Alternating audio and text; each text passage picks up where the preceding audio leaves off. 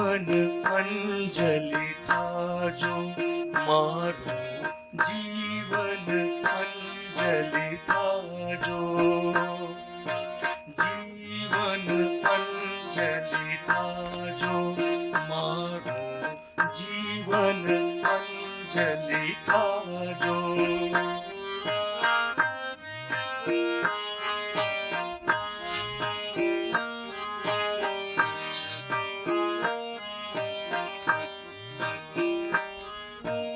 ભૂખ્યા કાજે ભોજન બનતો તરસ્યાનું જળ થાજો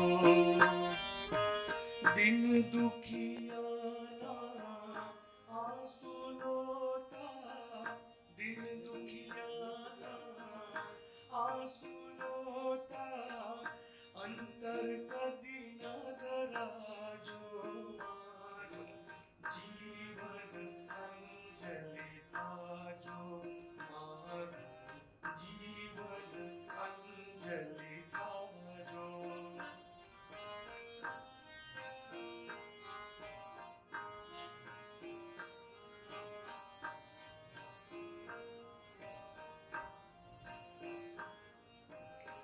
સપની કાંટાળી કેડી પર પુષ્પ બની પતરાજો ઝેર જગતના જીરવી લેજો ઝેર જગતના જીરવી લેજો અમૃત પૂર્ણ પાજો મારું જીવન અંજલિ થાજો મારું જીવન અંજલિ થાજો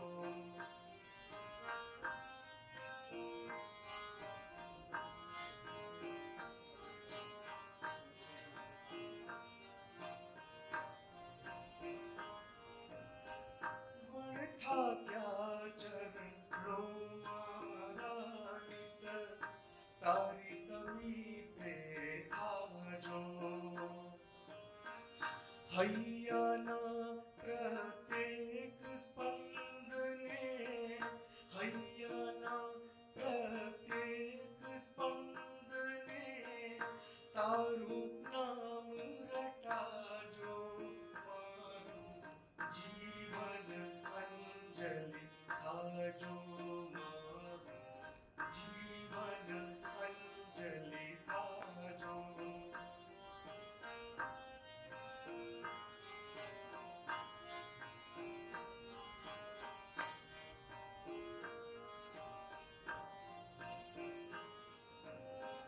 વમળોની વચ્ચે નૈયા મુજ હાલક ડોલક થાજો શ્રદ્ધા કેરો દીપક મારો શ્રદ્ધા કેરો દીપક મારો નવ કદી બોલવાજો મારું જીવન અંજલિ થાજો મારું જીવન અંજલિ થાજો જીવન અંજલિ થાજો મારું જીવન અંજલિ થાજો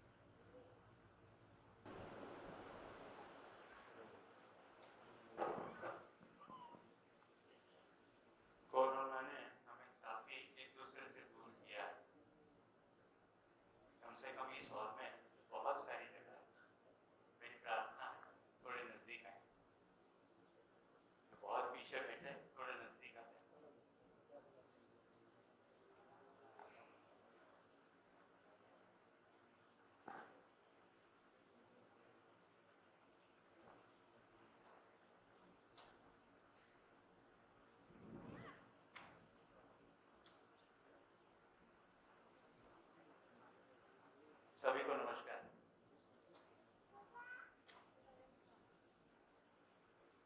थोड़े स्टेटमेंट में हिंदी में पहले बोलूंगा। सुरेश पटेल नाम है, गांधीनगर से आया और आने वाले 5 दिन जीवन विज्ञान के विषय वस्तु का परिचय करा के आपकी सेवा करूंगा। और अभी का ये जो सत्र है वो थोड़ा परिचयात्मक सत्र है। शिविर से महत्तम हम कैसे वैल्यू पाए। मैं जब शिविर चलाऊंगा तो उसका मतलब ये नहीं है कि केवल आप ही सुन रहे हैं, मैं भी तो सुन रहा हूं।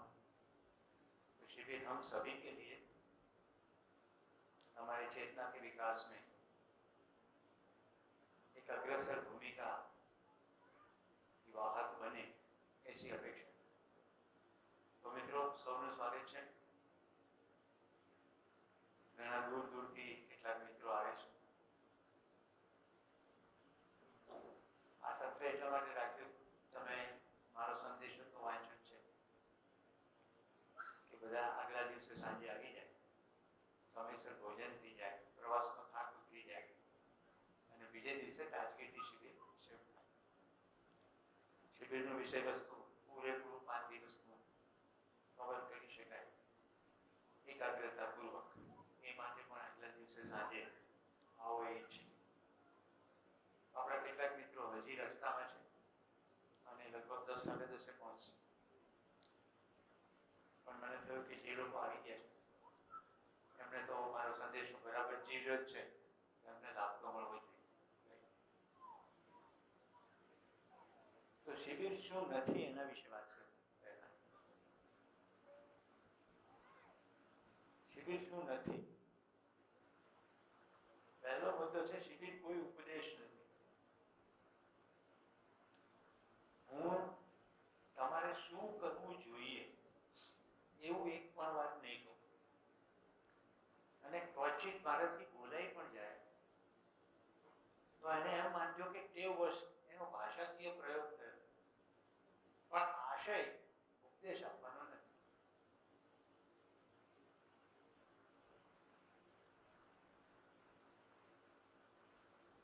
તો તમને એમ થાય કે શું કરવું જોઈએ એવું કેમ નથી કહેતું? તો એનો જવાબ એ છે, 5મા દિવસ સુધીમાં તમને ખબર પડી જશે કે તમે તમામ વસ્તુ કરવા માટે સક્ષમ છો, ઇન્ક્લુડિંગ તમારી જિંદગીનો નિર્ણય લેવા માટે। એટલે તમારે શું કરવું જોઈએ એનો નિર્ણય હું ના કરી શકું, તમે જ કરી શકો। શિબિરમાં કોઈ પણ પ્રકારના ભજન, કીર્તન, ગીતોનો સમાવેશ થતો નથી। છતાં પણ જેમ તમે હમણાં એક ગીત સાંભળ્યું એમ હું સમયે સમયે તમને ગીતો સંભળાવીશ। એની પાછળનો આશય એ છે કે તમે જે ગીતો અને ભજનો સાંભળતા આવ્યા છો, શું તમે એનો મર્મ પકડી શકો છો ખરા? એક ઇન્વિટેશન છે, આમંત્રણ છે। કારણ કે શિબિર પત્યા પછી તમારી સામે રોજે હું નહીં હોઉં, તમારી સામે તો એ જ ગીતો, ભજનો, કાર્યક્રમો ચાલવાના છે। તો શિબિર દરમિયાન જ આપણી એવી ધાર નીકળી જાય કે કોઈ પણ કમ્યુનિકેશન આવે, ગીત, ભજન, પુસ્તક, નિબંધ, પ્રવચન, યુટ્યુબના વિડીયો, આવું કંઈ પણ આવે તો એમાંથી નિરીક્ષીર વિવેક આપણી જિંદગીને યોગ્ય ગ્રહણ કેવી રીતે કરી લેવું।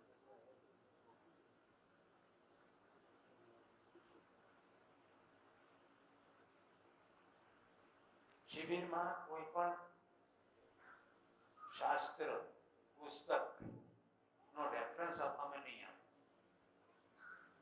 કોઈએ આવું કીધું છે એવો પ્રયોગ નહીં કર્યો।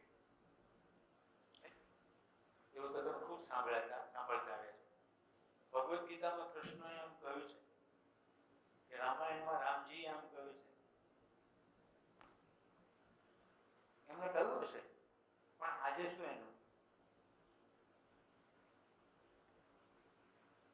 તો શિબિર કઈ રીતે ચાલશે જો કોઈએ રેફરન્સ નહીં કરીએ?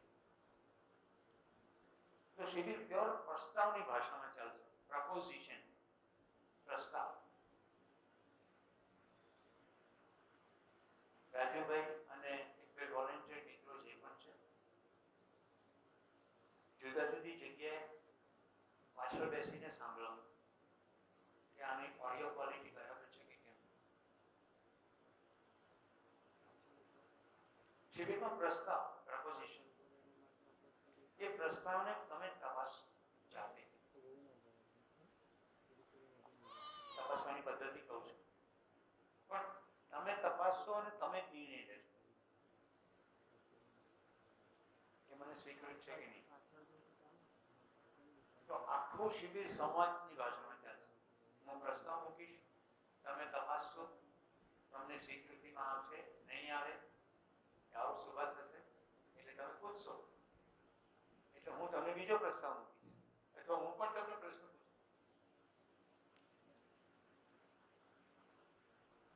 હવે આવું શું કામ? તો શિબિરનું એક ધ્રુવ બિંદુ છે, સંસારના તમામે તમામ માણસો સમજી શકે અને કોઈને કોઈ પણ પ્રકારનું પરાણે ચમચી પીવડાવે એ ગમતું નથી. કોઈને કોઈ હુકમ કરે કે તારે આમ કરવું જોઈએ એવું કોઈને ગમતું નથી. સાંભળે ખરા, સ્વીકૃતિમાં નથી. એટલે પ્રસ્તાવની સામે તમે મારી સામે પ્રશ્ન પૂછશો, ડાઉટ ઉભા કરશો, હું તમને પ્રશ્ન પૂછીશ, એમ કરતા કરતા તમારી અંદર સ્પષ્ટતા ઊભી થશે. જ્યાં તમે બેઠા છો ક્યારેક ત્યાં હું બેઠો. એટલે આ એવું નથી કે મને કોઈકે કીધું કે શિબિર આવી રીતે ચલાવવાનું, એવું નથી. મેં પણ શિબિર સાંભળ્યો પહેલી વાર.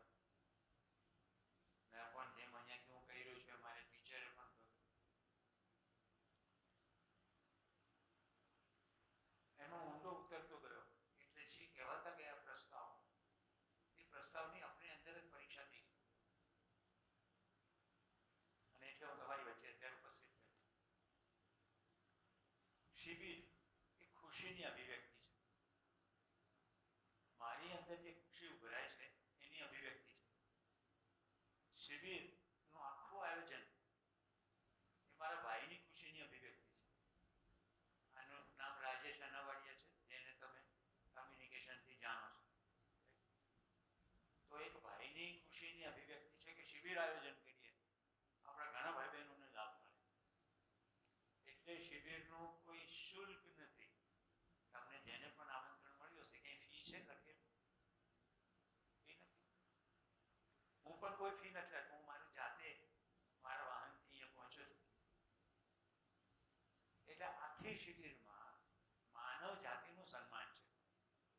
જ્યાં સંબંધ છે ત્યાં પૈસા હોય નહીં. છતાંય ભોજનનો ખર્ચ થાય, વીજળીનો ખર્ચ થાય, તો છેલ્લે દિવસે ખર્ચનો આંકડો આપશું, નંબર ઓફ શિબિરાર્થી વડે ભાગશું, તો તમને ખ્યાલ આવે કે લગભગ માથાથી કેટલો ખર્ચ આવે.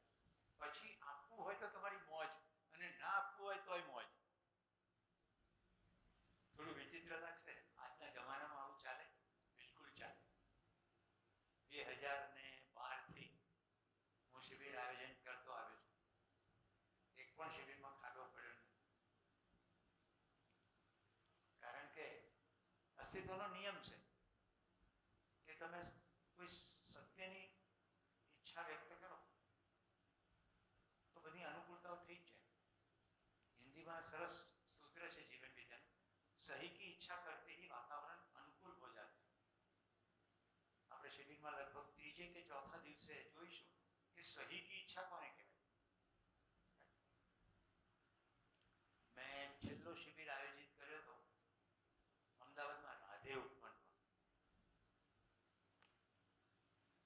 શિબિરના છેલ્લા દિવસે એક ભાઈ આવીને મારા ખિસ્સામાં 5000 રૂપિયા મૂકી અને કાનમાં બોલી ગયા કે સુરેશભાઈ અમને થોડોક લાભ લેવા દો, દરેક વખતે તમે જ ખર્ચો કરો એ બરાબર નથી.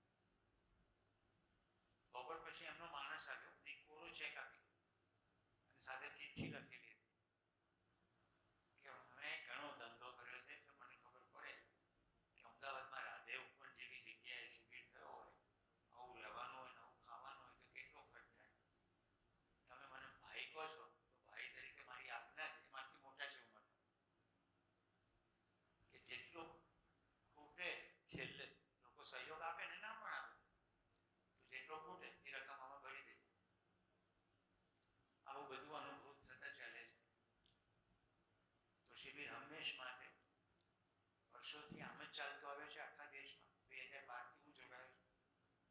છેલ્લા 20 વર્ષથી દેશમાં શિબિર ચાલે.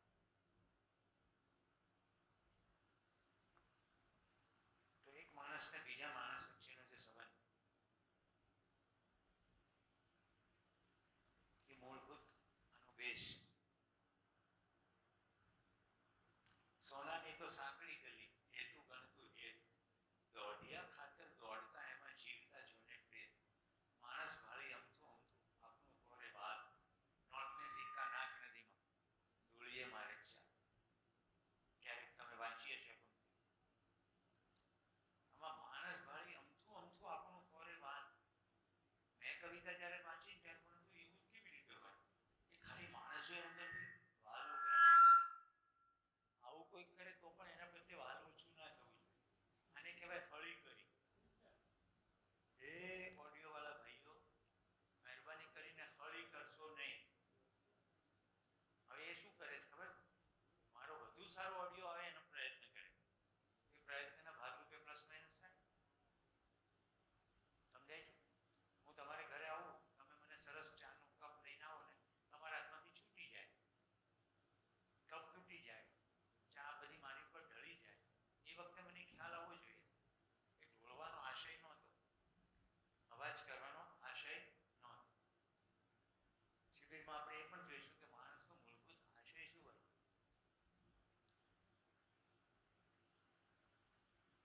હવે ચકાસણી કેવી રીતે કરશું?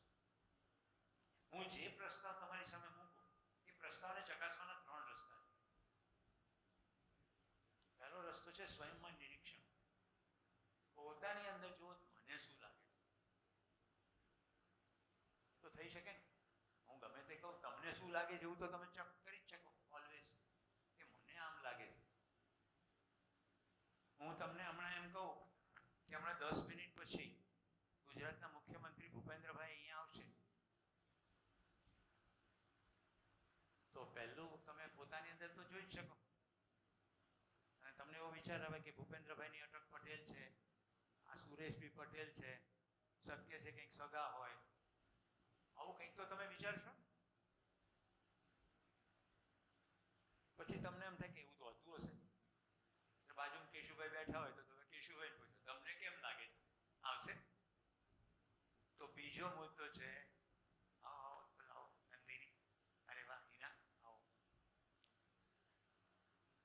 ઉત્પલ મારા માટે પુત્ર સમાન છે, એટલે પુત્ર વધુ અને પૌત્રી અમદાવાદ. તો કેશુભાઈ બાજુમાં બેઠો તો પૂછ્યું તમને કેમ લાગે છે? એને કહેવાય સાથીમાં પરીક્ષણ. હું તમારી સામે કોઈ પ્રસ્તાવ મૂકું, પ્રપોઝ કરું, તો તમે પોતાની અંદર તો ચેક કરશો જ, પછી બીજાને પૂછશો તમને કેમ લાગે છે. એને કહેવાય પરીક્ષણ. અને પછી એવો વિચાર કરી શકો કે ભાઈ કેશુભાઈને ઠીક લાગે છે, ઉત્પલભાઈને ઠીક લાગે છે, પણ શું આ પ્રસ્તાવ સંસારના 780 કરોડ લોકોને સ્વીકૃત હોય ખરો? આને કહેવાય સર્વેક્ષણ. તમારે આવતા પહેલા જે વાત થઈ છે ક્વિકલી તમારા લાભાર્થે કહી દો. શિબિરમાં કોઈ શુલ્ક હોતું નથી, નિઃશુલ્ક હોય છે. બધા ખુશીની અભિવ્યક્તિ છે. પ્રબોધક તરીકે મારી ખુશીની અભિવ્યક્તિ છે. શિબિરના આયોજક રાજુભાઈ તરફથી ખુશીની અભિવ્યક્તિ છે.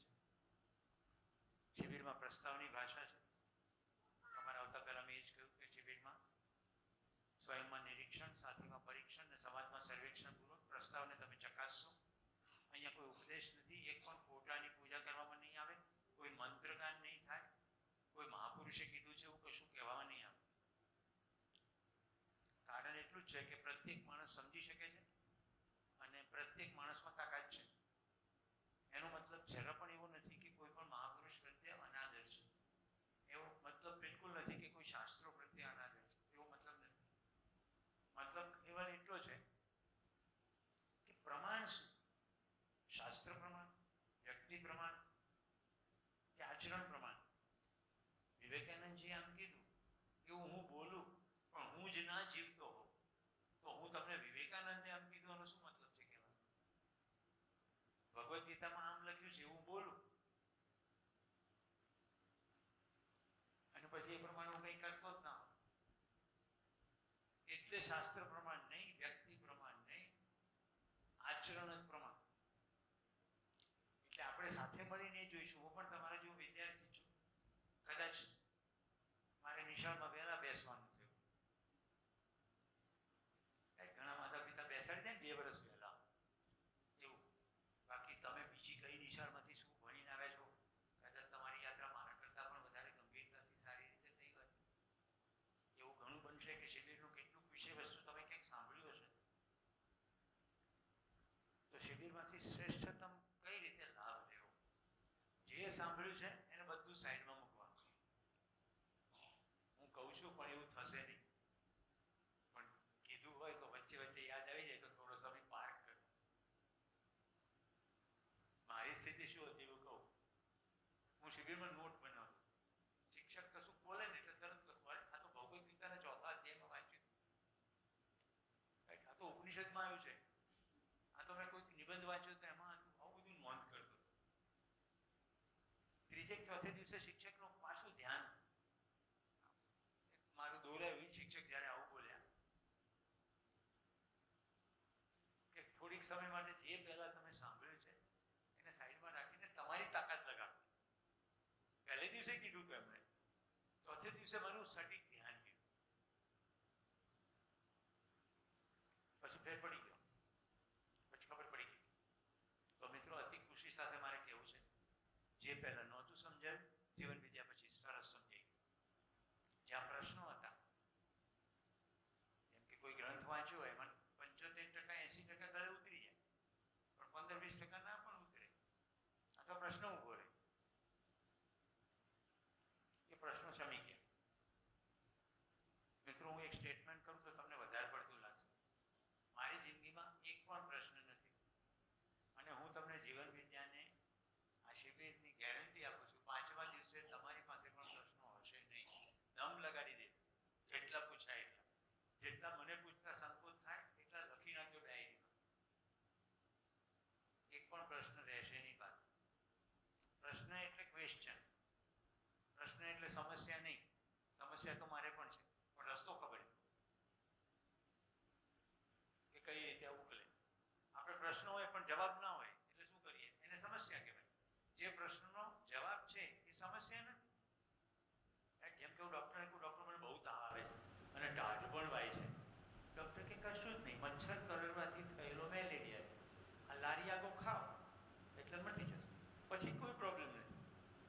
એનો ડૉક્ટર એમ કહે કે તમને આ એવી બીમારી થઈ છે જેનો કોઈ ઈલાજ નથી, પતી ગયો.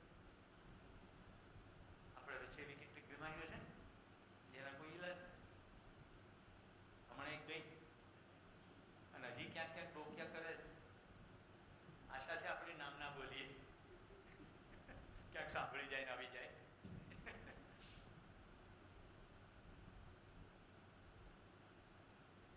સુરેશભાઈ, ઠીક બધું થઈ રહ્યું છે? આમાં મારા માઇકને જ્યારે હું મારા મોઢાથી નજીક રાખું તમારી સૂચના પ્રમાણે તો આવું બી થાય. આમ રાખું તો ઓછું અવાજ આવે. તમે એ ભાઈઓને કહીને જુઓ કે હું થોડું દૂર રાખું અને વોલ્યુમ વધારે. તમને કિશુભાઈ બરાબર સંભળાય? બરાબર. સુરેશભાઈ, કૃષ્ણાભાઈ, બરાબર.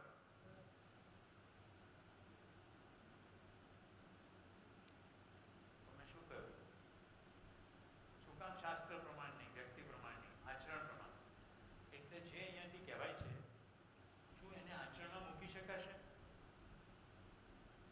મૂકી શકાય તો કામનું, નહીં તો કંઈ કામનું નહીં.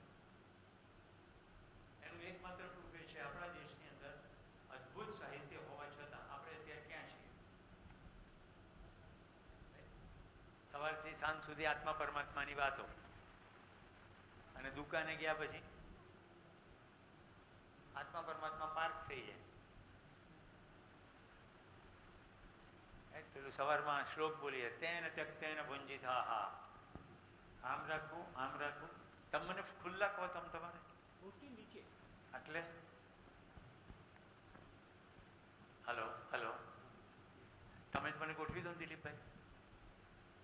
મિત્રો, આ આખો શિબિર રેકોર્ડ થઈ રહ્યો છે અને શિબિર પત્યા પછી યુટ્યુબ પર ઉપલબ્ધ થઈ જશે, એટલે તમે રિપીટેડલી જોઈ શકો. આશય આખો એવો છે કે શિબિરમાં કેટલીક વસ્તુ પર ધ્યાન નહીં પણ જાય. પણ મારે બહુ દબાઈ દબાઈને બોલવું પડે. આ મારું નેચરલ અવાજ નથી. નેચરલ અવાજ આવો છે જેનાથી તમને તકલીફ પડશે. વોલ્યુમ થોડુંક મેનેજ કરવું પડે. નમસ્તે.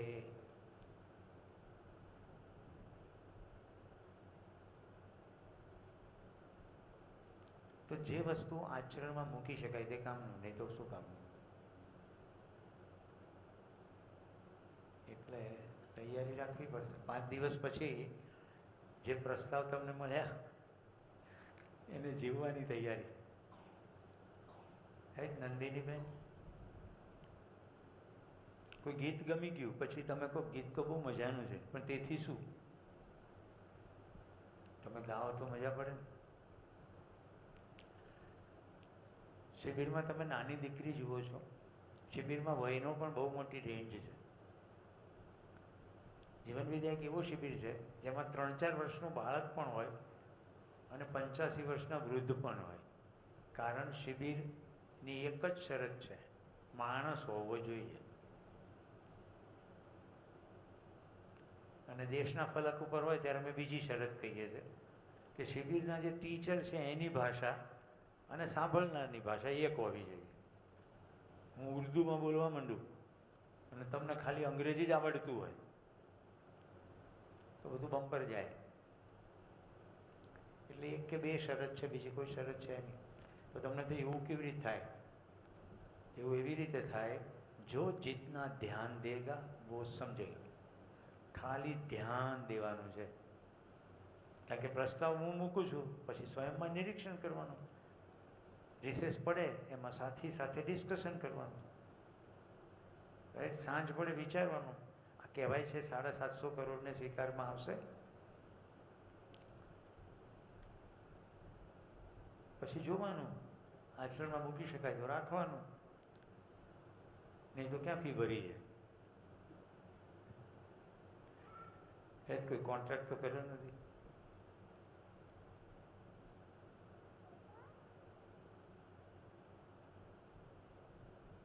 શિબિર શેના વિશે છે? શિબિર તમારી જિંદગી વિશે જ છે. કોઈની જિંદગી વિશે નથી. પોતાની જિંદગી માટે જ છે. એટલે મેં જ્યારે શરૂઆતમાં કહ્યું કે જ્યારે હું શિબિરમાં બોલી રહ્યો છું ત્યારે હું પણ તો સાંભળી રહ્યો છું. અને પરમ નમ્રતા સાથે મારે કહેવું છે, શિબિર મારી પોતાની વધુ સમજણ થાય એના માટેની અભિવ્યક્તિ. કારણ કે હું દિવાલની સામે જ કહીશું ભાઈ શિબિર ના ચલાવી શકું. એ દિવાલની સામે બોલવા માંડું 5 દિવસ, એવું તો બને નહીં. એટલે ખુશાલીની અભિવ્યક્તિ છે. એમાં તમારી મોજ છે, સ્વતંત્રતા છે. જેટલું ધ્યાન દેશો એટલું સમજાશે. આજે પહેલું સત્ર છે, બધા પ્રવાસમાંથી હોય એટલે આપણે એને પરિચયનું સત્ર રાખ્યું. મુખ્ય વિષય વસ્તુ ઉપર તો કાલે જ જઈશું. છતાં મેં સ્પર્શી તો દીધું જ છે. એ તમને 2-3 દિવસમાં ખબર પડશે કે પહેલે દિવસે કીધું તો આ બધાના છેડા મળી ગયા. આવું કેમ? તો શિબિરના તમામ સત્રો સમયસર તો જ શક્ય બને જો બધા સમયને પાળે. બધાને સ્વીકૃત છે? રાઈટ? તમને વોટ્સએપ ગ્રુપની અંદર સમય સારણી આપી છે. તમારા પૈકી કોઈની પાસે વોટ્સએપ ગ્રુપ ના હોય તો સાથી કોઈની પણ પાસેથી તમે જાણી શકશો. આપણે રાજુભાઈ એક પ્રિન્ટઆઉટ લઈને મેઇન ગેટ ઉપર મારી દઈશું. રાઈટ? પ્રિન્ટ લઈને હોલની એન્ટ્રી ઉપર, એટલે જતા આવતા લોકો જોઈ શકે. જેમાં એ ખબર પડે કે હવે પછીનું સત્ર કેટલા વાગે. એક દિવસ એવું થશે પછી તો બધું સ્પષ્ટ થઈ જશે. મિત્રો, આ તબક્કે જેણે આપણને ગીત સંભળાવ્યું એવા ધર્મેશભાઈનો આભાર માનું છું. કિરણભાઈ તો ભાઈ ને મિત્ર રાઈટ વર્ષોથી, એટલે એમનો તો આભાર માનું તો એમને ના ગમે. પણ એમના તરફથી એક સ્ટેટમેન્ટ કે સુરેશભાઈ દર મહિને આવો ને, દર મહિને જીવન વિદ્યા શિબિર કરો. લોકનિકેતનના દરવાજા હંમેશ માટે ખુલ્લા છે. અમારે કશું જોઈતું નથી. અમારી પાસે આવાસ છે, તમને રાખશું, બધી સગવડો છે, તમે શિબિર કરો. આવું મેં જ્યારે પહેલો શિબિર કર્યો ત્યારથી કહ્યું છે. આજે કેટલાક શિક્ષકો સંખ્યાની મર્યાદાને કારણે લઈ શકાય નહીં, એટલે મેં તરત કીધું કે હું ફરી આવીશ. આપણે એક્સક્લુઝિવલી જે નવા શિક્ષકો નિમાયા છે તે અને જૂના શિક્ષકોનો શિબિર કરશું. BRS MRSના વિદ્યાર્થીઓ માટે પણ કરશું. તો લોકનિકેતનના તમામ સ્ટાફ મિત્રો, કેટલાક તો અહીંયા બેઠા છે, છેલ્લા કેટલાય દિવસથી મહેનત ચાલી રહી છે. 15 ઓગસ્ટે હું આવ્યો, એની પહેલાં પણ થોડી તૈયારી જોઈ હતી. રાજુભાઈ 2 વાર આવી ગયા છે અને આજે બપોરથી અમે સાથે મળીને બધું કામ કરી રહ્યા છીએ. તે સૌનો આભાર માનું છું. તમે બધા આવી ગયા, તમારો પણ સૌનો આભાર. તો સત્ર સમયસર ચાલશે તો વિષય વસ્તુ પૂરું કરી શકાશે. તો સત્ર મારાથી ચાલશે કે આપણાથી ચાલશે? દિવાલની સામે તો પ્રસ્તાવ નહીં મૂકી શકાય.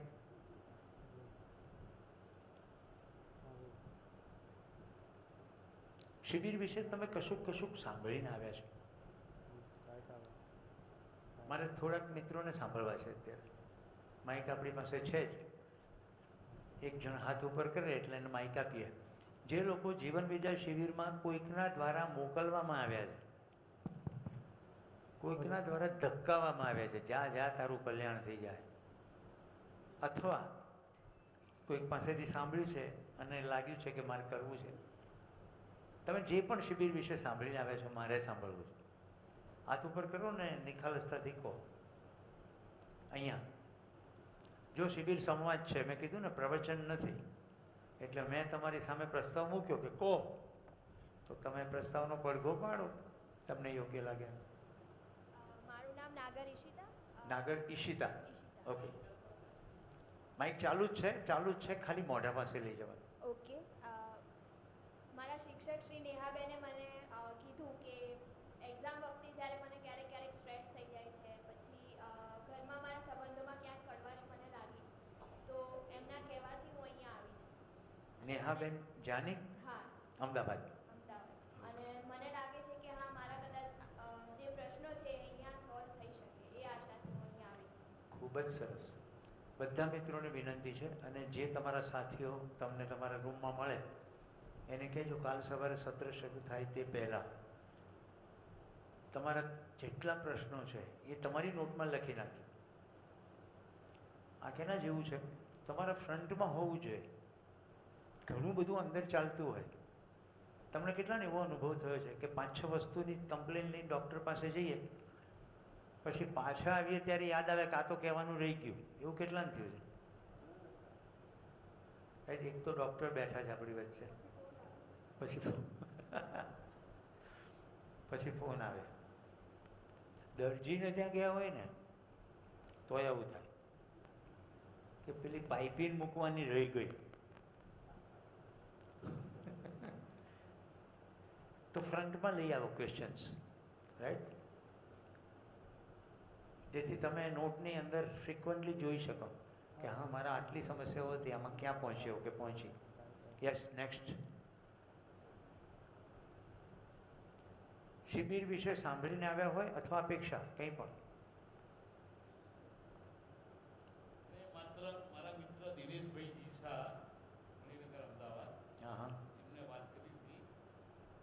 મારે મારા પ્રોબ્લેમ માટે એમને વાતચીત થઈ એમની સાથે, તો મને કે તમે આ કરી આવો, તમારા બધા પ્રોબ્લેમનું સોલ્યુશન તમને મળી જશે. બહુ સરસ, ખૂબ જ સરસ. બીજું કોણ? મારું નામ ભરત પરમાર, અમદાવાદથી આવું છું, અને મને મારા ગાંધીનગરના મિત્રે વોટ્સએપ ઉપર શિબિર વિશે માહિતી મોકલી, એટલે હું આવ્યો છું. તો ઘણી બધી શિબિરો અને કાર્યક્રમોમાં ભાગ લેતો આવ્યો છું, પણ આ વાંચ્યું એટલે મેં તરત જ જવાનો નિર્ણય કરી લીધો કે જે મને લાગે છે કે આમાં કંઈક નવું છે અને સારું જાણવાનું મળશે, એટલા માટે હું આવ્યો છું. બહુ સરસ. શિબિર વિશે તમારી અપેક્ષાઓ. અપેક્ષા શું ઈચ્છો છો શિબિરમાંથી? એક તો મેં કહી દીધું, તમારા તમામ પ્રશ્નોના જવાબ મળી જશે. એક પણ પ્રશ્ન બાકી રહેશે નહીં, ગેરંટી. આવી તો ગેરંટી કોઈ સામાનમાં નથી આપવામાં આવતી. એ પ્રશ્નનો જે જવાબ છે એની પર ચાલવાનું એ તમારી મોજ છે. ચાલો તો જવાબ છે, નહીં તો ખાલી માહિતી છે. ડૉક્ટર પાસે જઈએ એટલે પ્રિસ્ક્રિપ્શન લખે, મેલેરિયા, લારિયાગો, ખાઓ તો તાવ ઉતરે ને. પ્રિસ્ક્રિપ્શન હાથમાં રાખો થોડો તાવ ઉતરે. એટલે તમને અહીંયાથી પ્રિસ્ક્રિપ્શન તમે જાતે જ જનરેટ કરશો, હું નહીં કરું. તમને જાતે જ ખબર પડી જશે, હા આમ જ કરાય. પછી કરો તો પરિણામ છે. કોઈ બીજા કોઈને કંઈ અપેક્ષાઓ જ નથી? આપો માઇક આપો. કેટલાકને મારે પરાણે આપવો પડશે. આ હસતા ચહેરાને આપો. તું મિતના ક્यों मुस्कुरा रहे हो? જીવન છે તો પછી હસવું તો પડે. નામ અને ગામ? પલક ચૌધરી, અમદાવાદથી આવું છું. કામ હું અલગ અલગ સામાજિક સંસ્થાઓ સાથે કામ કરું છું, અલગ અલગ વિષયોને હોય. બસ મને જીવન અને વિદ્યા આ વિષય ગમે છે એટલા માટે. આવી કેવી રીતે ગયા? આવી તમને મેં ક્યાંક સાંભળેલા ચિલ્ડ્રન યુનિવર્સિટીમાં ક્યાંક ઝૂમમાં કે એવી રીતે ઇન્વિટેશન્સમાં હતી ત્યારે, અને પછી વોટ્સઅપ થકી મને આ ઇન્વિટેશન્સ આવ્યું. એટલે મેં ત્યારે ઝૂમમાં જ્યારે હતી ત્યારે વ્યક્તિને મળવું એવું લખી રાખ્યું હતું મારા ચેક લિસ્ટમાં. ઓકે. અને આ સંયોગ આજે થયો. અચ્છા, ગુડ. એ છે એટલા માટે. વેરી ગુડ, સરસ, વેલકમ. એક ઉર્જા બીજી ઉર્જાને મળવા આવે છે. હા હા, ગુડ ગુડ. શું નામ કીધું? પલક. પલક. પલક ચૌધરી. જસ્મીન ચૌધરી આવવાની હતી, મારા એક મિત્રની પત્ની.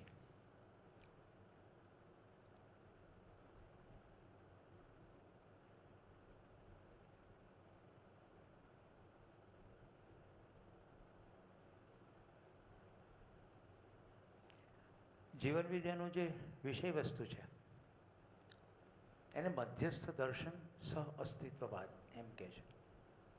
મધ્યસ્થ દર્શન આપણે શિબિરમાં જોઈશું કે મધ્યસ્થ કેમ કહે છે, પણ સહ અસ્તિત્વવાદ શબ્દ તમારા માટે કદાચ નવો નહીં હોય.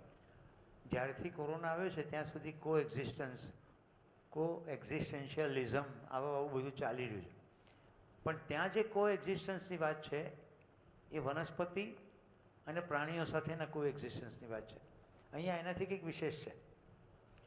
બધું પેપર આજે નહીં ખોલી નાખું, ક્રમશઃ ખુલે તો એનો રોમાંચ પણ હોય. પણ મધ્યસ્થ દર્શન કહે છે. આપણી પાસે જે દર્શનો છે, પ્રાચીન દર્શનો, એમાં કેટલાય સૂત્રો એવા છે કે જે તમને આની અંદરથી પણ સાંભળવા મળે એવું બને. પણ કોઈ દર્શનનો આધાર નથી. આ એક મૌલિક દર્શન છે. જેણે આ દર્શન આપ્યું એમણે તો સાધના કરી હતી.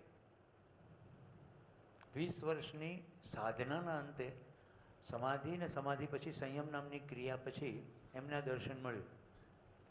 પણ દર્શન મળ્યા પછી કોઈ પણ એને તર્કબદ્ધ રીતે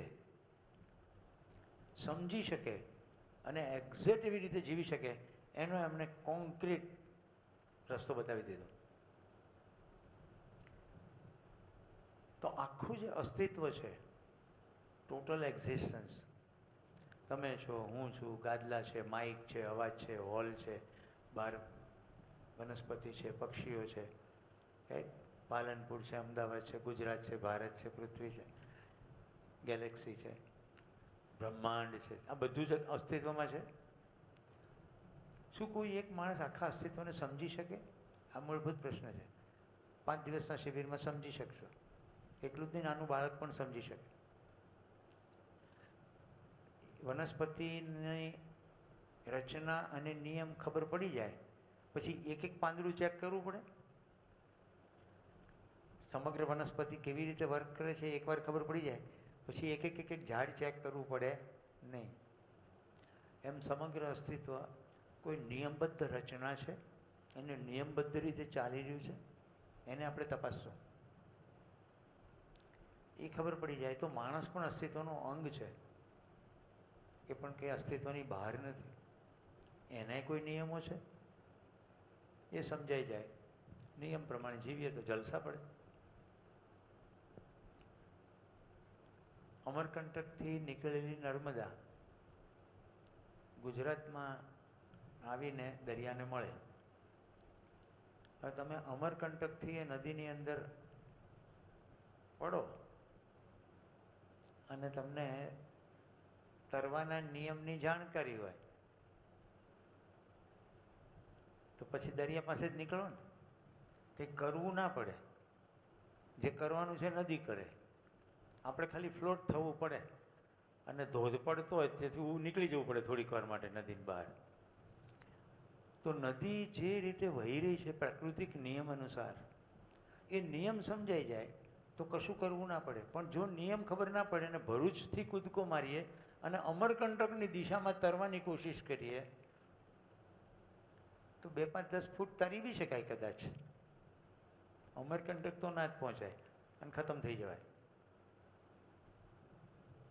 આખું એક્ઝિસ્ટન્સ કોઈક નિયમથી ચાલી રહ્યું છે. જીવન વિદ્યાનું વિષય વસ્તુ આ નિયમ સમજવાનું છે. શું એના કોઈ પુસ્તકો છે? હા. શિબિર પહેલાં એ કોઈ પુસ્તક નથી, એટલે આનો પ્રચાર પ્રસાર નથી, આનું કોઈ ટ્રસ્ટ નથી, આનો કોઈ લીડર નિર્ણાયક નથી, કોઈ સંસ્થા જ નથી, કોઈ આશ્રમ નથી, કોઈ લીડર નથી. અને હું તો એવું કહીશ કે સ્વયંસેવક પણ નથી. બોલચાલની ભાષામાં અમે કહીએ કે અમે બધા સ્વયંસેવક છીએ, બોલચાલની ભાષામાં સ્વયંસેવક પણ નથી.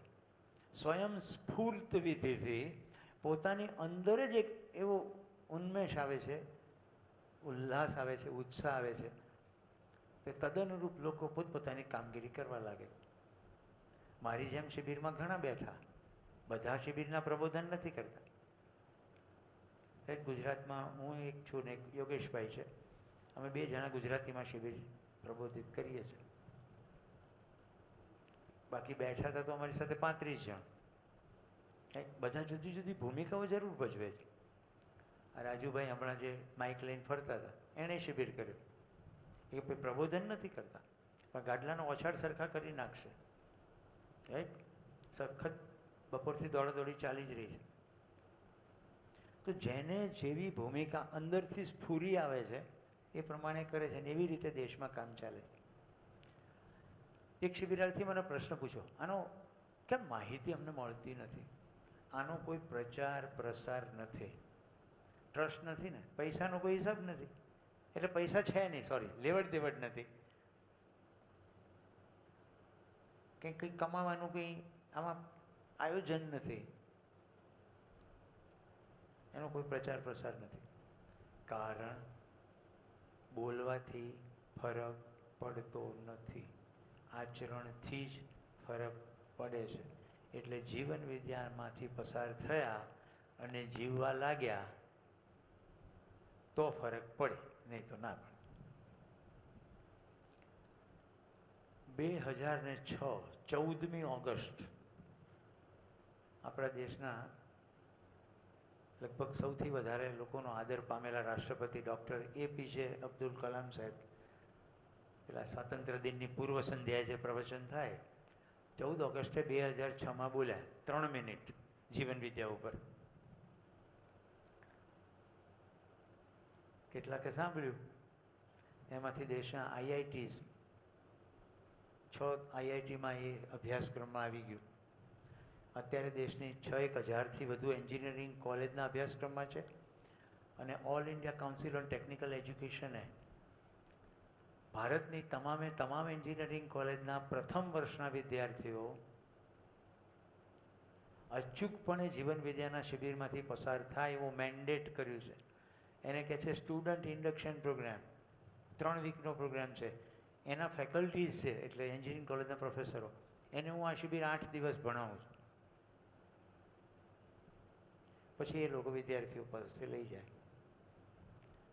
એટલે એવી રીતે ડાયરેક્ટ કોઈ પ્રચાર પ્રસાર નથી, જીવવાનું છે. શું આનું કોઈ હેડક્વાર્ટર છે? હા, આજથી તમે બધા કોઈ હેડક્વાર્ટર નથી. કેટલા મકાનો છે દેશમાં? એક નવું મકાન કરીને શું કરવાનું? એટલે કોઈ મકાન નથી. મેં પુસ્તકનો મુદ્દો કયો હતો. શિબિરના વિષય વસ્તુમાંથી પસાર થયા પછી પ્રત્યેક શબ્દનો અર્થ ખબર પડશે અને એ અર્થ સમજ્યા વગર એક પણ ચોપડી સરખી સમજાય એમ નથી. ચોપડીઓ 14 છે, પણ કારણ કે ડિક્શનરી જોઈએ ને. જેમ કે માનવ શબ્દની પરિભાષા છે, માનવ શબ્દની પણ વ્યાખ્યા છે. અત્યાર સુધી એવું માનવામાં આવતું હતું કે કેટલુંક વિજ્ઞાન છે ને એ સમજાવી ના શકાય. એવું પણ કહેવું કે જ્ઞાન તો નિર્વચનીય છે, એને તો શબ્દોમાં નહીં ઢાળી શકાય. અહીંયા પહેલી વાર એવું કહેવામાં આવ્યું છે, આંગળી મૂકીને અસ્તિત્વની પ્રત્યેક વસ્તુ સમજી શકાય છે અને તમે સમજી શકશો. એકવાર બેઝિક પરિભાષા ખબર પડી ગઈ, પરિભાષા એટલે ડિક્શનરી, મિનિંગ, શબ્દોનો અર્થ, પછી એ જ શબ્દોના વપરાશથી બધા પુસ્તકો છે. જેમ કે માનવ વ્યવહાર દર્શન, એક માનવ બીજા માનવ સાથે કેવી રીતે વ્યવહાર કરે કે પૃથ્વીમાં 750 કરોડ મોજથી જીવે. રાઈટ, અત્યારે તો આપણે બોર્ડર ઉપર બંદૂકો તાકીને બેઠા છીએ ને. કેટલી વાર છાપામાં વાંચીએ છીએ કે આટલું ને આટલું બજેટ જો શિક્ષણ અને હેલ્થમાં હોય તો આ 2 દેશો ક્યાં પહોંચી જાય, ભારત ને પાકિસ્તાન. આપણા 2 દેશો માટે જ નહીં, દુનિયાના ફલકમાં જોઈએ તો કેટલી જગ્યાએ આવું ચાલી રહ્યું છે. આપણે પોતાની અંદર જોઈએ, યુદ્ધ સ્વીકાર્ય છે? બધા પોતાની અંદર ડોક્યું કરો. યુદ્ધ તમને મંજૂર છે? ભારત અને પાકિસ્તાન નથી લાવવાનું, તાલિબાન અફઘાનિસ્તાન નથી લાવવાનું, ખાલી વન વર્ડ, યુદ્ધ સ્વીકૃત છે? ઓકે, ઘરથી શરૂ કરીએ. ઘરમાં થાય ને એને કંકાસ કહેવાય, સમાજમાં થાય એને સંઘર્ષ કહેવાય, બોર્ડર પર થાય એને યુદ્ધ કહેવાય. છે તો બધું એક જ. ઘરમાં કંકાસ સ્વીકૃત છે? નથી. સમાજમાં જુદા જુદા વર્ગ ભેદ કરીને સંઘર્ષ સ્વીકૃત છે? નથી. યુદ્ધ સ્વીકૃત નથી. માનવ જાતિને આ 3માંથી કશું સ્વીકૃત નથી, છતાં છે. કેમ? એ કેમનો જવાબ મળી જશે. કેમે? એટલે જે સમાજમાં સર્વેક્ષણની વાત છે, સ્વયંમાં નિરીક્ષણ, સાથીમાં પરીક્ષણ અને સમાજમાં સર્વેક્ષણ, આ એનું ઉદાહરણ છે.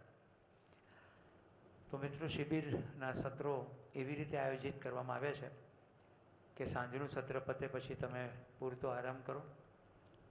સવારે આ સંસ્થાની ખૂબી છે, અહીંયા રાબ મળશે, ચા અને રાબ. સમયપત્રક વાંચ્યું હશે તેવું લખ્યું હશે. મારી બધાને રાધર રિક્વેસ્ટ છે કે રાબ વિશે જે માનતા હોય સાઈડમાં પાર્ક કરી દેજો. મારો શોખ માઉન્ટેનિયરિંગનો, એટલે ટ્રેકિંગની પ્રવૃત્તિ થયા કરે. ઉત્પલભાઈએ તો રાબની મજા લીધી છે અને મને પાઈ બી છે. સેમ્બલ પાણી લોકનિકેતનનું બીજું એક કેમ્પસ છે, સેમ્બલ પાણી અંબાજી પાસે.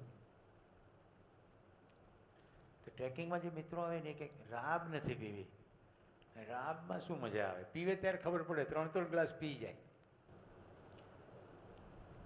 પછી સવારે સંસ્થામાં શ્રમનો કાર્યક્રમ ચાલતો હોય છે. એ તમારી ઈચ્છા છે, મોજ છે, શિબિરનો ભાગ નથી અને એવો આગ્રહ પણ નથી કે તમે શ્રમ કરો, પણ તમને કરવાની ઈચ્છા હોય તો વેલકમ. તો 1 કલાક તમારી પાસે સવારે એ પણ છે જેમાં તમે નાહો ધોવો, થોડો શ્રમ કરો અને પછી શિબિરના સત્રોમાં આવો. બપોરનો વિરામ એટલા માટે 2 કલાકનો રાખવામાં આવે છે કે જમીને તમારે વામકુક્ષી કરવી હોય, પાનેલિયા સાહેબ, ડાબે પડખે સૂઈ જવું હોય, કેટલાક બધું જાણીને આવે. જમ્યા પછી ડાબા પડખે સૂઈએ તો તંદુરસ્તી સારી રહે. તો ભલે ને, આપણે ક્યાં વાંધો. જોકે રહસ્ય એવું છે કે 2 કલાક પછી આવો એટલે અહીંયા બગાસા ના ખાઓ. જે ખાવું હોય બધું ઘરે ખાઈ લો. એટલે ઊંઘવું હોય તો ઊંઘી લો. એટલે તમારે આ પૂરતા આરામની કાળજી લેવામાં આવે છે. રાત્રે 10 વાગે સેશન પૂરું થાય પછી સવારે 8:30 આપણે મળીએ, ત્યાં સુધી પૂરતો આરામ છે, જેથી સત્ર દરમિયાન તમે દમ લગાડી શકો, તમારું પોતાનું પાક્કું દમ લગાડી શકો. શિબિરમાં ગોષ્ઠી થશે. મારી દૃષ્ટિએ ગોષ્ઠી એ બહુ મહત્વનો અંગ છે. ગોષ્ઠી એટલે ગ્રુપ ડિસ્કશન. રાઈટ? એ પેલો જે ત્રીજો કમ્પોનન્ટ છે ને, સર્વેક્ષણ, એ ક્યારે થાય? સાથીમાં પરીક્ષણ થાય ત્યારે થાય ને. એટલે તમે તમારા મિત્રો સાથે બેસીને દિવસ દરમિયાન જેટલા પ્રસ્તાવો થયા છે એમાં તમે શું માનો છો એ વાત કરશો. વારાફરતી બધા કરશે, પરસ્પર એમાં ચર્ચાઓ થશે. એમાં કંઈક પ્રશ્ન ઉદ્ભવશે, બીજે દિવસે આપણે લઈ લઈશું. ગોષ્ઠી બહુ મહત્ત્વનું અંગ છે. અત્યારે હું તમને વિગતવાર બધી સૂચનાઓ આપું છું. આપણે થોડા નવા મિત્રો જે આવશે સવારે ક્વિકલી આપી દઈશ, રાઈટ? કારણ કે જરૂરી છે આ બધા માટે. પણ તમને સમજાવું, તમે આવ્યા છો એટલે. આપણા મનમાં કેટલું એવું હોય છે જે શિબિરમાં પૂછતા સંકોચ થાય. હમણાં જે છેલ્લે શિબિર થયો, જે દીકરી પેટમાં શિબિર સાંભળ્યો તો એની મમ્મીનું નામ શું? આપણે નિકોરા શિબિરમાં હતા ને, પારસભાઈના પત્ની જ્યોતિ. જ્યોતિબેન રાધે ઉપરના શિબિરમાં હતા અને સગર્ભા હતા. બાળકનું હલનચલન શરૂ થઈ જાય પેટમાં એટલે એ પણ સાંભળે. જીવન વિદ્યાની વાત નથી, કોઈ પણ ડૉક્ટરને પૂછશો, હવે તો 4D ડોપલર આવી ગયા, જેમાં બાળકનો ચહેરો હસતો હોય એનો ફોટો પડી શકે છે. તો એ માતાએ સગર્ભાવસ્થામાં શિબિર સાંભળ્યો અને હમણાં એ દીકરીને લઈને આવ્યા હતા. શિબિર કેવો હતો? ડિટેલ સ્ટડી, માનવ વ્યવહાર દર્શનનો ડીપ સ્ટડી, પરિચય શિબિર નહીં. 8 દિવસ નિકોરા, જરા પણ અવાજ કર્યા વગર 2 વર્ષની દીકરી, 2 પણ નહીં, પોણા 2 વર્ષની દીકરી, સવારે 8:30થી શરૂ થાય, રાતના 10 વાગ્યા સુધી ચાલે. એક પણ ટેન્ટ્રમ નહીં, એક પણ ડિમાન્ડ નહીં, એક પણ અવાજ નહીં. શિક્ષકની સામે જોઈને હસ્યા કરે, શિબિરાર્થીઓ સામે જોઈને હસ્યા કરે. અમારા માટે મજાની વાત એ હતી કે પ્રત્યેક માણસ સમજી શકે છે, નાનું બાળક હોય કે મોટું હોય. એનું ઉત્તમ ઉદાહરણ, મારા શિબિરમાં એક વડોદરાની દીકરી આવેલી, ધ્યાનવી પ્રજાપતિ, પહેલી બેન્ચમાં બેસી ગઈ. આમ બધા ચિત્ર કર્યા કરે, કોઈ ડિસ્ટર્બ ના કરે, મંદ મંદ મુસ્કુરાયા કરે. રિસેસ પડે એટલે પાસે આવે, સુરેશ અંકલ તમને પાણી આપું? જોવે કે મને કોઈ પાણી ગરમ આપે છે તે આપવા આવે. એવા ઘણા અનુભવો થયા. તો સાંજનો કાર્યક્રમ ગોષ્ઠીનો છે. ગોષ્ઠી દરમિયાન તમારી અંદર જે મૂંઝવણો હશે ને, મારી આગળ તમને સંકોચ થતો હોય તો ગ્રુપમાં કાઢી શકશો કે આવું તો કંઈ હોતું હશે, જો સાહેબ તો તમે તેમ કહે, એવું તમને મારી આગળ કહેતા સંકોચ થાય, પણ ગ્રુપમાં કહી શકશો. Ventilation, right? એ પણ જરૂરી છે. મારા જે શિક્ષક, જેનો વારંવાર શિક્ષક કહું છું, એમનું નામ સોમ ત્યાગીજી. સોમ ત્યાગીજી જેની પાસેથી આ જીવન વિદ્યા ભણ્યા અથવા શીખ્યા, જેણે સંશોધન કર્યું, વૈજ્ઞાનિકનું નામ એ નાગરાજ. વૈજ્ઞાનિક એટલા માટે કહું છું, એમણે પોતે એવું કહ્યું છે કે પદાર્થોની ઉપર બધું વિજ્ઞાન ભણ્યા, એને કીધું ફિઝિક્સ. પદાર્થો અંદર જે ખટપટ કરે એને કીધું કેમેસ્ટ્રી. એ ખટપટને કારણે બધી પ્રાણકોશિકાઓ બને, સેલ, એને કીધું biology. What about human being? માણસનું તો અધ્યયન થયું નહીં. વનસ્પતિને જોનાર તો માણસ છે, ભાઈ માણસ કઈ દ્રષ્ટિથી વનસ્પતિને જોવે છે? જો અત્યારે હમણાં હું સાંજે શંકરભાઈ અને કિરણભાઈ સાથે બેઠો હતો, સંસ્થાના વડીલો સાથે. ઉધઈએ ઝાડ ખરાબ કરી નાખ્યા. અને બીજી રીતે કહીએ તો ઉધઈને જલસો પડી ગયો. આપણી દ્રષ્ટિએ ઝાડ જતું રહ્યું, આપણને લોસ લાગે. જ્યારે ઉધઈની દ્રષ્ટિએ બી જોઈએ કે એક જ જગ્યાએ એટલો બધો મસ્ત માલ મળી ગયો.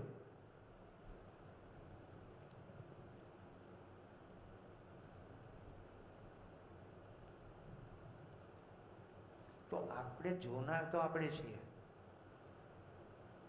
દ્રશ્ય આપણે જેવા છીએ તેવું જોઈએ છે કે दृश्य જેવું છે તેવું જ જોઈએ છે? मैं हिंदी में रिपीट करता हूँ. अस्तित्व में जो कुछ जैसा है, क्या हम वैसा ही देख रहे हैं कि हम जैसे हैं वैसे उसको देख रहे हैं? વીએસ હોસ્પિટલમાંથી શબવાહિની બહાર નીકળે ને એટલે ઘણા માટે એ દુઃખનો વિષય હોય, પણ ઠાઠડી વેચવાવાળા માટે સમજાય છે, હાડકું ભાંગી જાય એ ઘણા માટે દુઃખનો વિષય હોય. ઓર્થોપેડિક ડૉક્ટરને માટે હું જે નથી બોલતો સમજાય છે તમને? તો મુદ્દો એ છે કે સામે જે છે તેવું જોઈએ છે કે આપણે જેવા છીએ તેવું જોઈએ છે. હવે તમારી પાસે માઇક આવશે, કહો અત્યારે જ અસ્તિત્વમાં જે કંઈ જેવું છે તેવું આપણે જોઈએ છે કે આપણે જેવા છીએ તેવું જોઈએ છે? હાથ ઉપર કરો એટલે માઇક તમને મળે. ઉત્પલભાઈને માઇક આપો ભાઈ.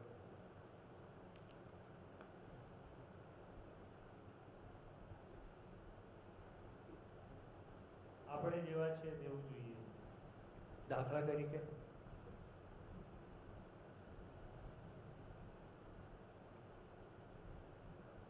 કોઈ જગ્યાએ રોડ ડેવલપમેન્ટ થતું હોય તો મારા જેવો બિઝનેસમેન એવું વિચારે કે અહીંથી ઘણી બધી ગાડીઓ પસાર થશે તો મારો બિઝનેસ વધશે. Okay, very good.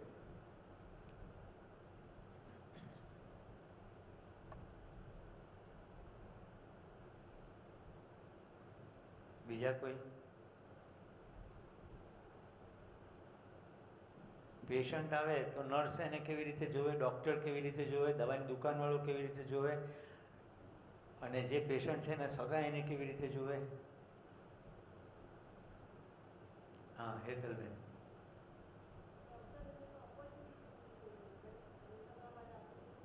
માઇકમાં બોલો જેથી એ ઓડિયો રેકોર્ડ પણ થાય.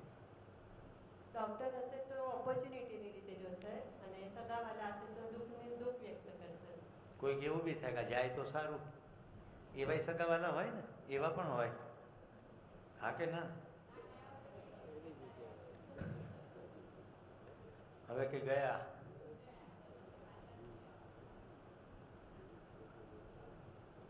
આ શિબિર જેવી રીતે પીરસાશે એવી રીતે તમે જોશો કે તમે જે વાંચો તેવી રીતે જોશો? તમે ક્યુરિયસ હોઈ શકો, તમે જજમેન્ટલ પણ હોઈ શકો. આ માસ્ક છે ને, અમારે જેવા શિક્ષકની એક મોટી સમસ્યા ઊભી કરી. માસ્ક તમે પહેર્યો ના તો તમારા ચહેરા એવું વાંચી શકો, ચહેરા ઉપર ડાઉટ્સ, ડિસ્ટ્રસ્ટ, શંકા, કુશંકા, સંપૂર્ણ અસ્વીકાર, આ બધું ચહેરો બોલે. માસ્કમાં ખબર ના પડે. તો હવે છેલ્લો મુદ્દો, તમે જજમેન્ટમાં જશો તો શિબિરમાંથી મળશે નહીં. જજમેન્ટ એટલે આવું કંઈ હોવું જોઈએ, આવું નહીં હોવું જોઈએ, આમ કહેવાવું જોઈએ, આમ નહીં કહેવાવું જોઈએ. આ જોઈએ છે ને એનું નામ છે જજમેન્ટ. ડોન્ટ જજ, સિમ્પલી એક્સપ્લોર. જજ કરવાને બદલે તમારી જાતે એક્સપ્લોર કરો. એટલે મેં પહેલેથી જ કહી દીધું, કોઈ જ પ્રકારનો ઉપદેશ આપવામાં આવશે નહીં, કરવું જોઈએ એવું કહેવામાં આવશે નહીં. એટલે પછી ક્યાં તમારે જજ કરવાનો સવાલ છે? હવે જજ આપણે કેવી રીતે કરીએ છીએ? જે લોકોએ અગાઉ શિબિરો કર્યા છે, જેમ કે પલકે કીધું કે અગાઉ શિબિરો કર્યા અમુક બીજા મેં ઘણા કર્યા. જ્યારે તમે મલ્ટિપલ વસ્તુ કરી હોય ને એટલે તમારી પાસે ફ્રેમ હોય. એ ફ્રેમથી જ પછી તમે શિબિરને સાંભળો. આમાં મને લાગતું નથી, પેલા બરાબર કહેતા હતા. તો એ 5 દિવસ સુધી એને સાઈડમાં રાખજો. 5મા દિવસ પછી તમારે જેમ કરવું હોય. કારણ કે 5 દિવસમાં તમારી પૂરી તાકાત તમે કામે લગાડી શકશો. પણ જો વચ્ચે જજમેન્ટમાં ગયા તો તમારી તાકાત ખાલી જજમેન્ટમાં જ જશે. પેલા એક્સપ્લોરેશનની પ્રવૃત્તિ, તર્કની પ્રવૃત્તિમાંથી નીકળી જશે. તો મિત્રો, શિબિરમાં કશું પણ માનવાનું નથી. એક્સપ્લોરેશન છે એટલે જાણવાનું છે. તમે બોર્ડમાં પહેલું વાક્ય હું લખતો, માનના નહીં હૈ, જાનના હૈ. માનવાનું નથી, જાણવાનું છે. અને જાણવાની પદ્ધતિ છે તર્કબદ્ધ રીતે ચકાસણી કરીને. જેના 3 રસ્તા મેં કયા: સ્વયંમાં નિરીક્ષણ, સાથીમાં પરીક્ષણ, સમાજમાં સર્વેક્ષણ. હવે અત્યાર સુધીની પ્રેક્ટિસ કેવી છે આપણી? સમાજમાં જેને બધા આદર આપતા હોય એની વાત માની લેવાની. એટલે બધા કોઈ જગ્યાએ માથું નમાવે એટલે આપણે પણ નમાવી દેવાનું. બધા કોકા કોલા પીવે તો આપણે પણ પીવાની. બધા પતંગ ચગાવે એટલે આપણે પણ ચગાવવાના.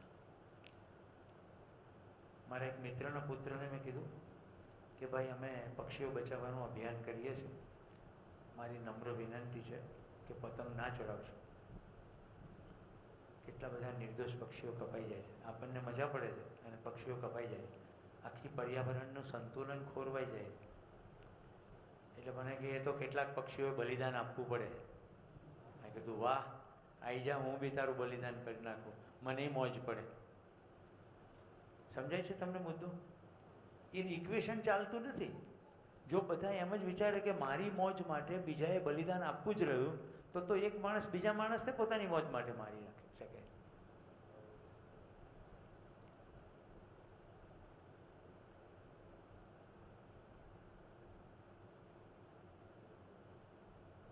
આ આપણી બેઝિક ડિઝાઇન છે, રાઈટ? મોકળાશ, સ્વતંત્રતા. આવું આખી જિંદગી કેવી રીતે રહે એનો જવાબ મળશે આમાં. આપણી માનવાની ક્રિયામાં આપણે બીજા બધાના વર્તણૂકથી, વાતોથી, એમની ચમક દમકથી માનવા લાગીએ. કોઈ કે બહુ પૈસા ભેગા કર્યા અને એણે કંઈક વાત કરી એટલે માની લીધું. કારણ કે આપણા માનવા પાછળ પડ્યો છે એક પ્રલોભનનો ભાવ. એ કહે છે એ તો દમ હોય જ ને, એણે કેટલું બધું ભેગું કર્યું. કાં તો નહીં માનીએ તો, જેમ કે તમે સ્કૂટર લઈને જતા હો, રસ્તામાં કોઈ દેરી આવે એટલે હોર્ન મારો અથવા આમ કરો, રાઈટ? જતાં જતાં આમ કરીએ છે કે નહીં? ડ્રાઈવરોમાં તો ખાસ આવી માન્યતા હોય કે દેવ રૂઠી જાય. આબુના એક ટ્રેક પ્રોગ્રામમાં અમારો જે ગાઈડ હતો, આમ માઉન્ટેનિયર, અમે ગુરુ શિખર જતા હતા, વાહન ઊભી રાખીને એને એક બ્રાઉન કલરની કોથળી અંદર એક ભાઈને આપી. મેં કીધું શું તમે આપ્યું? તો કે દારૂની બોટલ હતી અને અહીંયા ભૈરવ છે, એને દારૂ ચડાવવા પડે પછી જ જવાય.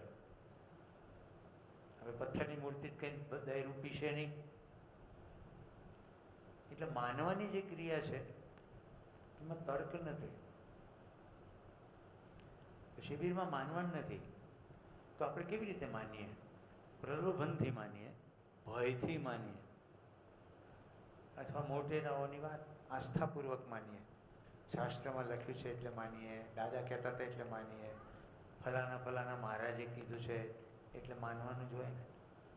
ભય, પ્રલોભન, આસ્થા, 3 રીતે માન્યા જ કરીએ. શિબિરનો આખો કાર્યક્રમ માનવામાંથી જાણવાની યાત્રા. એટલે હું કહું છું એટલે માનવાનું નથી. તમને શું લાગે છે? મહિમા તમારો છે. મિત્રો, 2012માં મેં શિબિર કર્યો.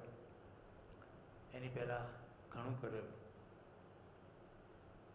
સામાન્ય રીતે લોકો જેને સફળતા કે બધી પ્રાપ્ત કરી ચૂક્યા છતાંય જીવનમાં ક્યાંક ખાલીપો અને કેટલાક પ્રશ્નોનો જવાબ નહોતા. મારી જિંદગી કોઈ જુએ બહારથી તો એને એમ લાગે કે આટલું બધું, કેટલું બધું વધુ વ્યવસ્થિત છે. રાઈટ? ગ્રાન્ડ પેરેન્ટ્સ, પેરેન્ટ્સ, ભાઈઓ બહેનો, બહોળો પરિવાર, બધાના સરસ સ્વાસ્થ્ય, સારું ભણવાનું મળ્યું, વ્યવસાય, સમાજમાં ઇજ્જત, આવું બધું હોય છતાં ખાલી લાગે. તો મેં તમને IIT કીધું ને, આ શિબિરની અંદર ડૉક્ટર હોમી ભાભા જેવા દિગ્ગજ લોકો, કલામ સાહેબનું નામ લીધું એટલે તમે સમજી ગયા છો. અમદાવાદના બહાર કરાઈ નામની એક જગ્યા છે, પોલીસ એકેડેમી, એમાં શિબિર થયો. તેમાં અતુલ કરવલ સાહેબે શેરિંગ કર્યું હતું શિબિરમાં કે karate black belt, scuba diving, mount Everest sir કરનાર પહેલા અધિકારી, આટલું સ્કાય ડાઇવિંગ, આટલું બધું કર્યા પછી પણ ખાલી જગ્યા. એનો જવાબ અહીંયાથી મળ્યો. મિત્રો, મને પણ એવું થયું. મારા પત્ની અહીંયા બેઠા છે, જરા ઊભા થઈને બધાને તમારા મુખ દર્શન કરાવો. અમે બંને સાથે શિબિર કર્યો. શિબિર કેટલો મહત્વપૂર્ણ લાગ્યો હશે કે દીકરીને કરિયાવરમાં મેં શિબિર આપ્યો. ત્યારે તો હું સ્ટુડન્ટ હતો, ભણતો હતો, શિબિર કરતો હતો.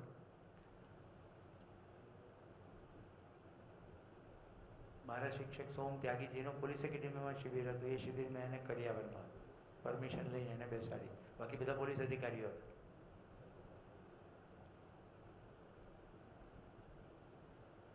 તમને આ વખાણ લાગતા હોય તો એ તમે જાતે જ 5 દિવસે નક્કી કરજો. મારી જિંદગીમાં શિબિર મારા દીકરા થકી આવ્યો.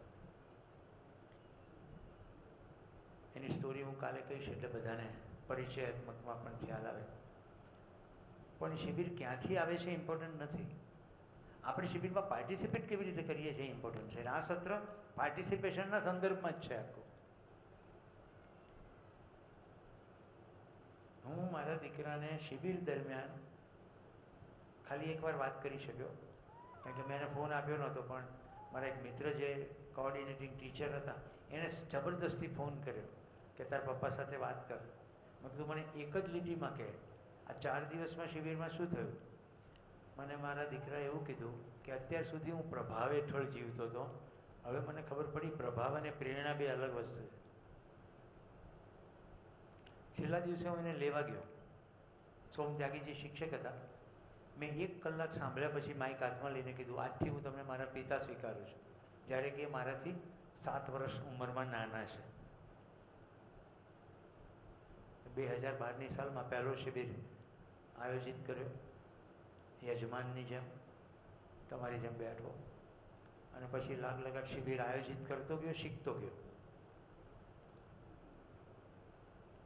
અને એમ કરતાં કરતાં કોઈ એક તબક્કે એવું થયું કે શિબિર ચલાવવાનો એક અવસર ઊભો થયો. લોકનિકેતનમાં આવું એટલે ઘર. મારા અહીંયા 3 શિબિરો થઈ ચૂક્યા. લગભગ અત્યાર સુધીમાં મેં જુદી જુદી જગ્યાએ 25 શિબિરો લીધા હશે. અત્યારે પણ સ્ટડી ચાલુ જ છે, કારણ કે જેટલું તમે આખા અસ્તિત્વને સમજવાનું જેટલું ધ્યાન આપો એટલું સમજાય. તો મિત્રો, મારે આજના સત્રમાં જે કહેવાનું હતું અહીંયા પૂરું થાય છે. બધાની પાસે સમયપત્રક તો છે જ, કોઈને કંઈ પ્રશ્ન હોય તો લઈ લઈએ. હા, બધાના રૂમમાં સમયપત્રક ચોંટી ગયું છે. ઓકે, વન્ડરફુલ, બહુ જ સરસ, થેન્ક યુ રાજુભાઈ, વન્ડરફુલ. તો બધાને અનુકૂળ પણ થઈ ગયું, રાઈટ. હવે આ શિબિરની વાત નથી, પણ તમારા એક મિત્ર તરીકે કહું, ભેગા રહેવાનું છે તો ભેગા રહેવાય હંમેશા એવી રીતે રહેજો. 5 દિવસ ભેગા રહેવાનું છે તો હંમેશા ભેગા રહેવાય એવી રીતે રહેજો. ડોર્મિટરી એકોમોડેશન હોય, જ્યારે એક રૂમમાં 4 કે 5 કે 6 પથારી હોય, એટલે એક લીટીમાં સમજી ગયા હશો બધા, રાઈટ. ક્યાંય એવું પત્રમાં લખ્યું છે તમારા કાર્યક્રમમાં કે નાહીને આવવું ફરજિયાત છે, એવું લખ્યું છે? આ ગાડલા નાખે તમને ખ્યાલ આવે છે? તમે ગમે તેમ બેસી શકશો, તમે ટાંટિયા લાંબા કરીને બેસી શકશો, તમે આખા સૂઈને સાંભળી શકશો, કારણ કે તમારા શરીરના ફોર્મેશનને તમારા સમજવા સાથે કોઈ લેવા દેવા નથી. સમજવાને લેવા દેવા માત્ર ને માત્ર કેટલા ધ્યાનપૂર્વક તમે ભાગ લઈ રહ્યા છો એની ઉપર જ છે. એટલે પોસ્ચર ડઝન્ટ મેટર, તમે કેવી રીતે બેસો છો. તમે અહીંયા બેઠા છો ને તમને એમ થાય કે હવે અહીંયા નથી જામતું, બદલી નાખો જગ્યા, ખુરશીમાં જતા રહેજો, પાછળ બધે ખુરશીઓ છે, જેમ બેસવું એમ બેસવું. તો બીજા બધા શિબિરોમાં એમ કહે છે ને, ભાઈ ટાઈટ બેસજો, કમર સીધી રાખજો, આવું કંઈ અમે કહેશું નહીં. તમે ઠેઠ અહીંયા સુધી બેસી શકશો, અને તમારી સાઈઝ જો તમારા ખોળામાં બેસી શકો એમ નથી, રાઈટ. હજી નંદુન બેસાડી શકું હું, પણ ટૂંકમાં ફોર્મેશન ઇમ્પોર્ટન્ટ નથી. હવે કોઈનો કોઈ પ્રશ્ન હોય તો કહો. ભોજન અંગે કોઈ મર્યાદા હોય, કોઈ એલર્જી રિલેટેડ ઇશ્યુ હોય?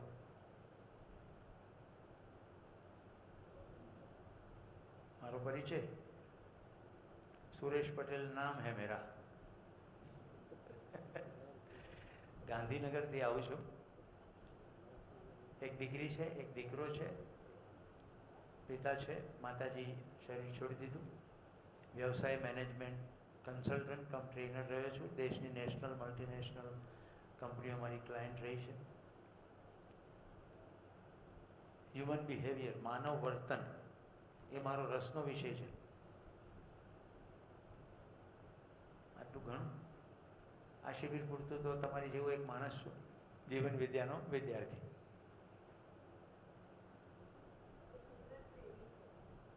એટલે કાલે હેતલબેન મારો વિગતે પરિચય આપવાના છે, એટલે મેં હમણાં ટાળ્યું કે રિપીટ. હે, એક પુસ્તક લખ્યું છે, આંબીએ ઊંચે આકાશને, fly high and touch the sky, ઇંગ્લિશમાં પણ છે. લખવાનું ગમે છે બહુ, પણ બહુ આળસુ છું. લખવાનું એવો મૂડ આવે ત્યારે સરસરાટ લખી દઉં, પણ એમ યોજના કરીને કે આજે લખવા બેસીશ એવું કંઈ નથી થયું.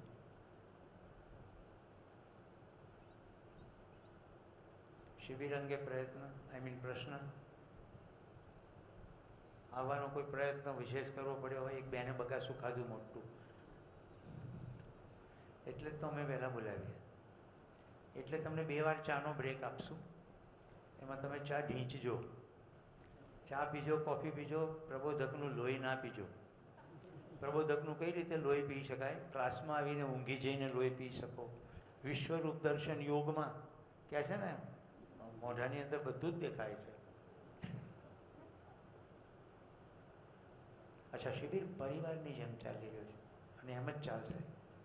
It's a family, right? પરિવારમાં કોઈ વ્યક્તિ પ્રવાસમાં જઈને આવી હોય તો કેવું આનંદ કરે.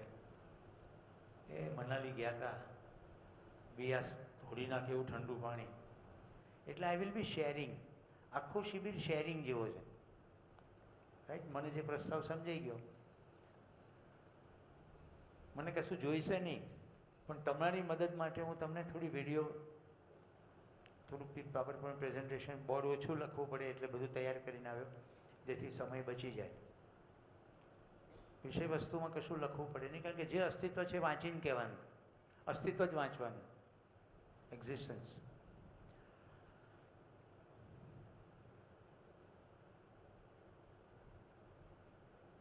કોઈને કંઈ પ્રશ્નો ના હોય તો આ સત્ર અહીંયા પૂરું થાય છે.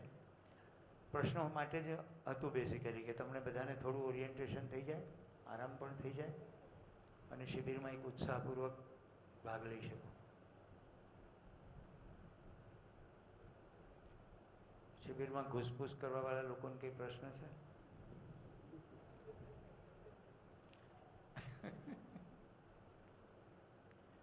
કેશુભાઈ, તમે તો પહેલા શિબિર કર્યો ને? એક કર્યો, રાઈટ?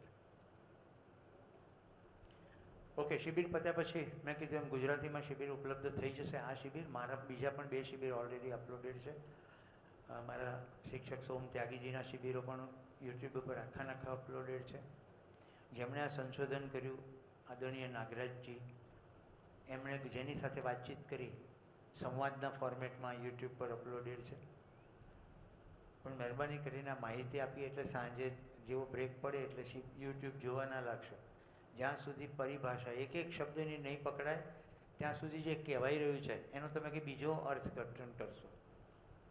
જીવન વિદ્યા શબ્દમાં જીવનનો પણ મિનિંગ છે, એ નહીં જે તમે અત્યારે માની રહ્યા. બધા જીવનનો શું મિનિંગ કરે?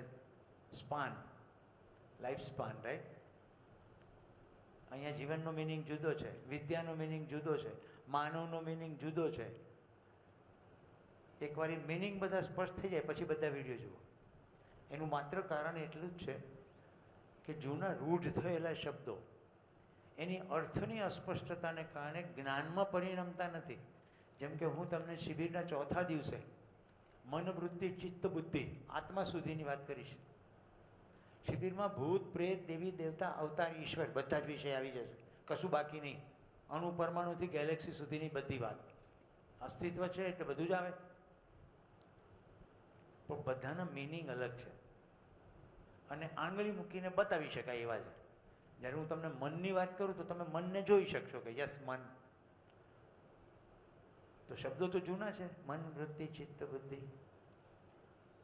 શું અધ્યાત્મ છે? તમે ઈચ્છો તો અધ્યાત્મ છે, નહીં તો પ્યોર વિજ્ઞાન છે માનવ જીવનને સમજવાનું.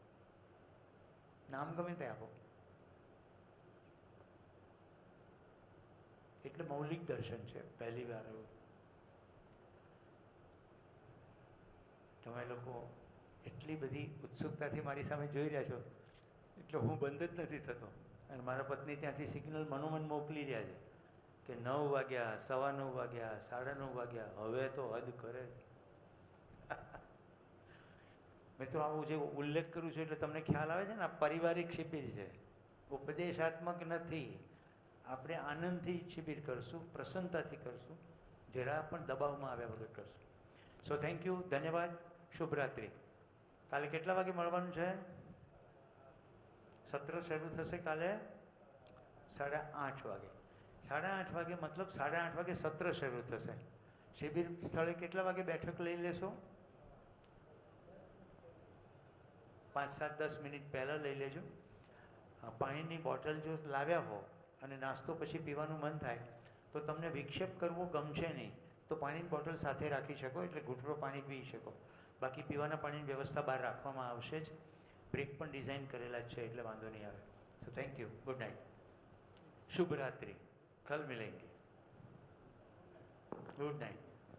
રાજુભાઈ, જરા 1 મિનિટ માટે વચ્ચે આવી જાઓ. કોઈને કશી પણ તકલીફ પડે, કારણ કે બધાએ એમનું નામ સાંભળ્યું હોય પણ જોયા ના પણ હોય, જરા તમારો હસતા હુઆ નૂરાની ચહેરા બતાડી દો. તો મેં કીધું ને, ભાઈનો પ્રેમ. તો રાજુભાઈ આપણા મુખ્ય યજમાન છે. તમને કંઈ તકલીફ પડે, માહિતી રાઈટ. અને અમે બધા અહીંયા જ રહ્યા છીએ, તમારી સાથે જ છીએ. ઓકે.